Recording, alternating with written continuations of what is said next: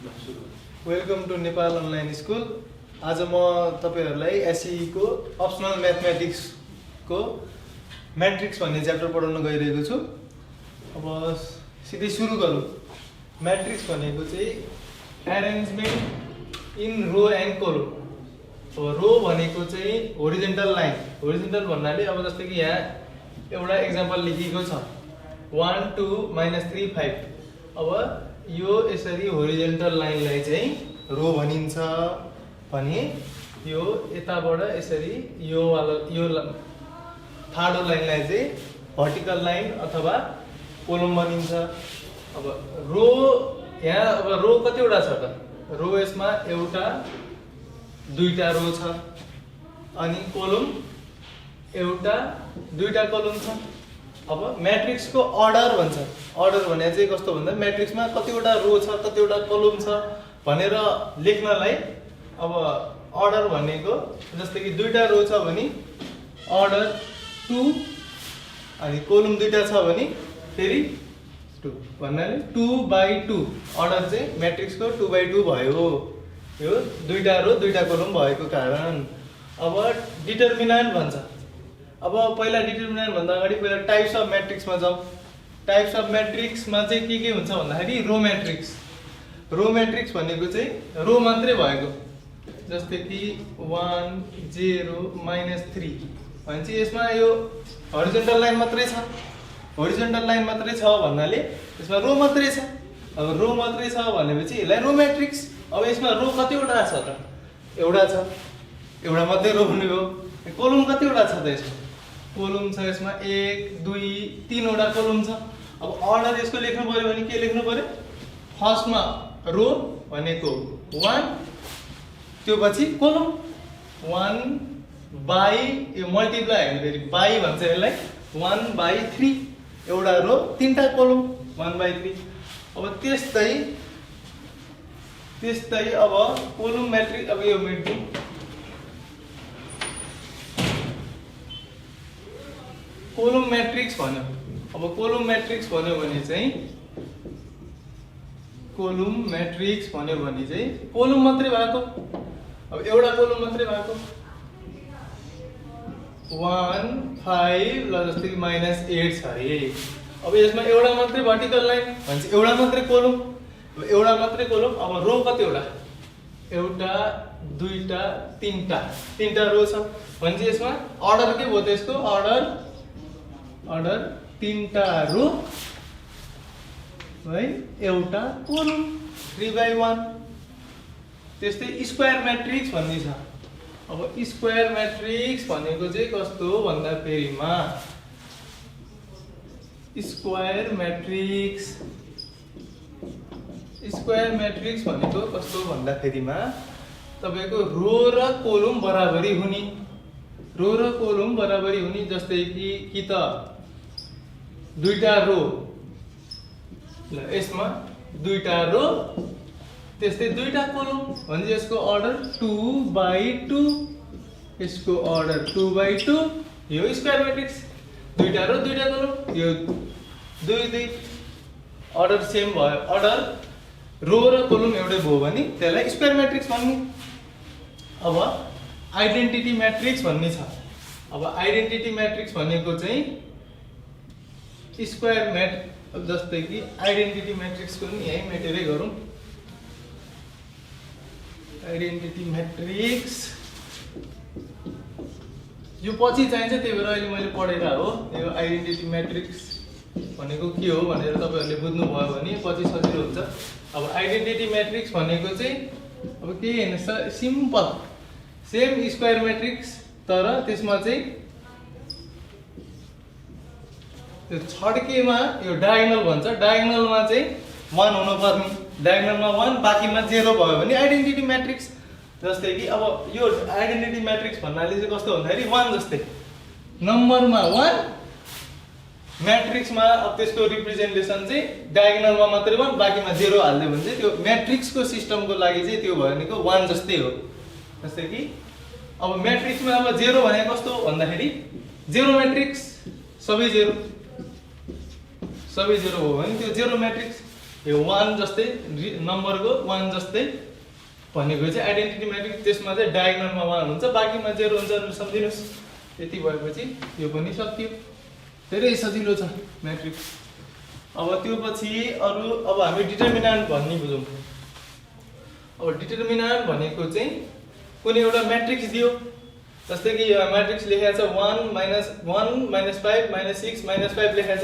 यसको अर्डर 2/2। अब तपाईहरुले बुझिसक्नुभयो, अर्डर रो दुईटा कोलम दुईटा। अब डिटरमिनेन्ट निकाल्दाखेरि चाहिँ अघि म्याट्रिक्स लेख्दाखेरि चाहिँ यसरी यो यस्तो ब्र्याकेट, यो बिग ब्र्याकेट यसरी लेखिन्छ। अब यही म्याट्रिक्सको डिटरमिनेन्ट भन्यो भने चाहिँ यसलाई यसरी यसरी धर्को दिएर छुट्टै देखियोस् भनेर यसरी लेखिन्छ। यस्तो सिधा धर्को मात्रै दियो भने चाहिँ त्यो डिटरमिनेन्ट रहेछ, डिटरमिनेन्टको सिम्बल रहेछ भनेर बुझ्ने। जस्तै कि यो एउटा म्याट्रिक्स छ 1 - 5 - 6 - 5, त्यसको अब तपाईले डिटरमिनेन्ट निकाल्नु भने धेरै सजिलो छ। अब के गर्ने, यो 1 यसलाई मल्टिप्लाई गर्ने 1 इन्टु -5 अनि त्यो पछि यहाँबाट यता मल्टिप्लाई गर्ने, यहाँबाट यता मल्टिप्लाई गर्ने, बिचमा माइनस साइन, बिचमा माइनस अनि यसलाई मल्टिप्लाई गर्ने। यहाँ यो कति छ, यो छ फेरि -6। यहाँ झुक्किनु हुन्छ धेरैजना। यो -6 यहाँ यसरी लेख्नुस् अनि फेरि यहाँनिर इन्टु -6, यहाँबाट यता कन्टिन्यू इन्टु -6 इन्टु -5 अब 1 इन्टु -5 भनेको -5 प्लस माइनस माइनस अनि यो माइनस अहिले हामी यतिकै लेखौँ। अब यो माइनस लेखेपछि पहिला यो र यो मल्टिप्लाई गरौँ। -6 इन्टु -5 माइनस माइनस भयो भने के हुन्छ, प्लस हुन्छ। -6 इन्टु -5 भने चाहिँ 6 5 जा 30 प्लस 30 भयो, यसरी लेखौँ। अब त्यो पछि यहाँ -5 जस्ताको त्यस्तै अनि फेरि यो माइनस प्लस माइनस 30, यो हुनाले कति भयो त -35। डिटरमिनेन्ट निकाल्न सजिलो छ। जस्तै कि अब यहाँ अर्को अब यो 1 2 3 4 5 हरू मात्रै हुन्छ भने छैन, x हरू y हरू आउन सक्छ। अब x हरू आयो भने यो पनि उही हो, सेम हो। यसले यता बिचमा माइनस अनि यहाँबाट यता। अब यसले मल्टिप्लाई गरौँ x - 1 इन्टु x स्क्वायर अनि माइनस यसले मल्टिप्लाई गर्यो, बिचमा माइनस अनि यसलाई अब यहाँ के छ x³ इन्टु 1। अब x - 1 इन्टु x स्क्वायर। अब पहिला यसमा के गर्नु पर्यो, यसलाई मल्टिप्लाई गर्नु पर्यो, x into x square x³ power add हुन्छ। यहाँ x into x square x³ सायद बुझ्नुहुन्छ होला यति त। अनि माइनस प्लस माइनस अब x square into 1 x square. यो बुझ्नु भएन भने चिन्ता नगर्नुस्, यो अब अल्जेब्रा भन्ने च्याप्टरमा आउँछ, त्यसमा हामी पढ्ने नै छौँ। अहिलेलाई चाहिँ जोस् डिटरमिनेन्ट चाहिँ कसरी निकाल्दो रहेछ भन्ने मात्रै मा चाहिँ धेरै ध्यान दिनु तपाईहरु। बिचमा माइनस x³ इन्टु 1 भनेको x³। अब x³ र यो x³ यसमा प्लस यसमा माइनस, यो दुईटा काटिन्छ अथवा घटेर 0 हुन्छ। बाँकी भनेको यसमा आयो -x² मात्रै आयो। अब यो एक्जाम्पल देखाउन किन देखाएको भन्दाखेरिमा चाहिँ नम्बर मात्रै हुन्छ भन्ने छैन, हाम्रो यो के रे अल्जेब्रा x y हरू पनि आउन सक्छ भन्नु हो। फोन आएर तनाव दिइरहेछ।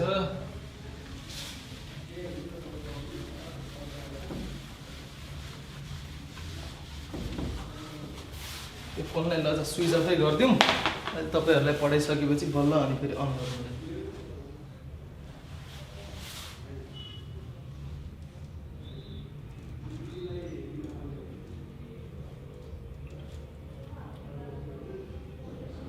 एकछिन है गाइज, साइलेन्ट राख्दिउँ, तपाईहरुले पहिला पढौँ अनि बल्ल। अब अर्को छ यहाँबाट छुट्याएको, अब सिंगुलर म्याट्रिक्स भन्छ। अब सिंगुलर म्याट्रिक्स भनेको जस्तै कि डिटरमिनेन्ट निकाल्न हामीले सिक्यौं।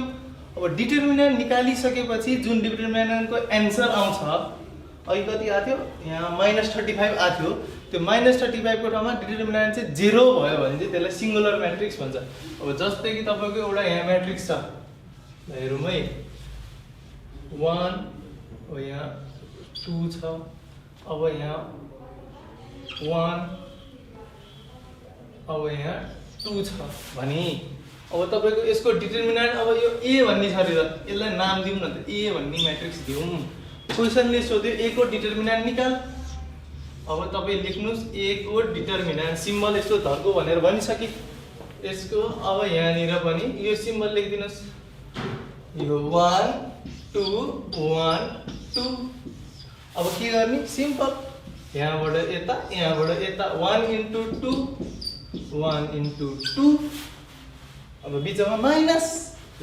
माइनस अनि 1 into 2 अब यो इन्टु यो फेरि 1 into 2 अब यो 2 1 जा 2 minus 2 1 जा 2 is equal to 0 अब 0 डिटर्मिनेन्ट आयो भने त्यसलाई सिंगुलर म्याट्रिक्स भनिन्छ सक्यो सिंगुलर म्याट्रिक्स पनि अब एक दुईवटा क्वेशन गरौँ न त अलिकति यो भन्दा गाह्रो खालको अब यति सजिलो त तपाईहरुले बुझिसक्नु भयो अब बिस्तारै गाह्रो गर्दै गयौं भने अब एसई को लागि चाहिँ एसई को लागि तपाईहरुको टोटल म्याट्रिक्स सबै अप्सनल म्याथ जति सबै म सिकाउने नै छु म्याथ अप्सनल म्याथ जोडिदै गर्नु होला अब यहाँ अब हामी क्वेशन हेरौं अनि गरौँ ल जस्तै कि यहाँ एउटा क्वेशन दिया रहेछ ल a भन्ने चाहिँ कति दिया रहेछ त यहाँ 2 4 3 4 जस्तै कि यहाँ अब बिग ब्र्याकेटले नै इन्क्लोज गर्छ बिग ब्र्याकेटै लेख्नु पर्छ भन्ने छैन यसरी हाम्रो सिम्पल त्यसले के हुन्छ स्मल ब्र्याकेट लेख्दा पनि हुन्छ अब स्मल ब्र्याकेटमा a भन्ने दिया रहेछ अब तपाईलाई चाहिँ के निकाल भनेछ त फाइन्ड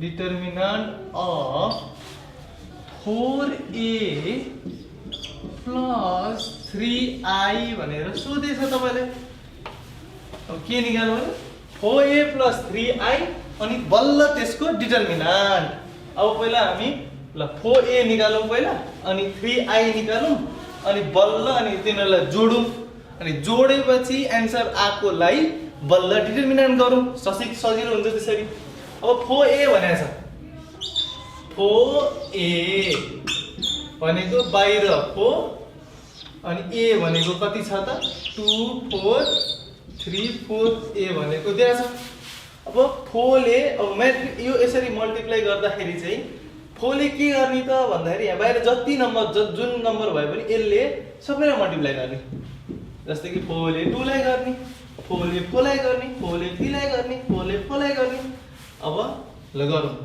4 ले 2 लाई गरौँ 4 2 जा 8 4 ले 4 लाई गरौँ 4 4 जा 16 4 ले 3 लाई गरौँ 4 3 जा 12 भित्र लेखिदिने नि 4 4 जा 16 कति आयो त 4a भनेको आयो 8 16 12 16 अब 3i भनेको आइडेन्टिटी म्याट्रिक्सको सिम्बल i भनेको आइडेन्टिटी म्याट्रिक्सको सिम्बल अघि भनिसकेको थिए आइडेन्टिटी म्याट्रिक्स भनेको 1 डायगोनलमा बाकी 0 आइडेन्टिटी म्याट्रिक्स अब 3i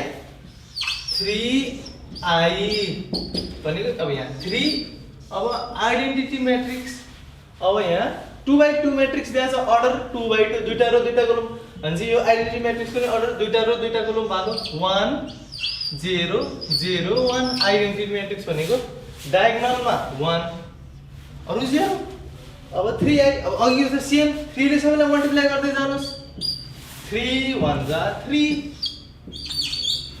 अब 3 0 जा 0 अब यसले फेरि यसलाई 3 0 जा 0 3 1 जा 3 अब 4a र 3i आयो अब हामी त्यो पछि के गर्ने determinant of 4a plus 3i अब पहिला के निकाल्नु पर्यो 4a plus 3i निकाल्नु पर्यो अब 4a plus 3i निकालौं 4a पनि आइसक्यो 3i पनि आइसक्यो थोरै मेट्दिउँ है त यहाँ माथि लेखौं रिक्त ठाउँ अलिकति अब तन्केर बढाउनु पर्यो 4a + 3i अब 4a + 3i ल हेर्नुस् है कति सजिलो 4a + 3i अब 4a भनेको कति छ 8 16 12 16 i भनेको कति छ 30 त्यही सेम टु सेम डिटो सार्दिउँ अब सार्नलाई अब ठाउँ पुगेनलाई कस्तो आपत अब ठाउँ कहाँ मेट्ने यही मेटिदिन्छु यो तपाईँहरूले अब यस्तो गर्नुपर्छ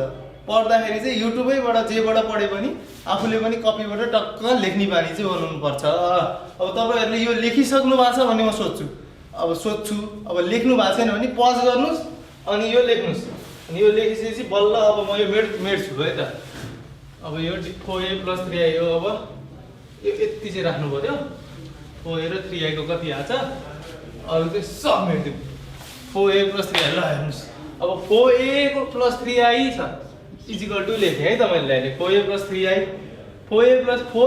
4a भनेको कति छ 8 16 12 यो चाहिँ झ्याप्पै लेख्नु 8 16 12 16 अब यहाँ प्लस 3i भने कति छ 3003 ल अब यो पछि योलाई पनि मेट्दिउँ अब 4a + 3i अब यो जोडौँ अब जोड्न कति सजिलो छ यो सुरुकोले सुरुलाई जोड्ने सेकेन्डकोले सेकेन्डलाई जोड्ने थर्डलाई जोड्ने फोर्थलाई जोड्ने अब सुरुले सुरुलाई जोड्नु 8 मा 3 जोडे कति 9 10 11 अब सुरुकोले सुरुलाई जोड्दा 11 16 ले अब 0 लाई जोड्दा 16 12 ले 0 लाई गर्दा फेरि 12 नै 16 ले 3 लाई जोड्दा 19 अब कति आयो त 11 16 12 19 आयो 4a + 3i अब क्वेशन छ त्यसको डिटर्मिनेन्ट निकाल्ने